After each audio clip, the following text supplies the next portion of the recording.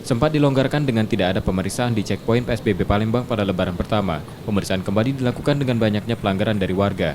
Belum ada sanksi yang diberikan karena pemeriksaan masih bersifat sosialisasi dan teguran oleh petugas. Ya, kita sifatnya masih mensosialisasikan ya, kalau yang ada pelanggaran, tapi itulah makanya kita beritahu untuk agar supaya menempatkan posisinya yang benar, yang sesuai dengan ketentuan dari PSBB. Sosialisasi belum ada penindakan, kita masih memberitahukan agar jangan jaga jarak dan harus memakai masker. Gitu. Kali kalau ada yang belum ada masker, kita perintahkan pakai masker. Kalau yang duduknya masih berdekatan, kita geserkan agar menjaga jarak.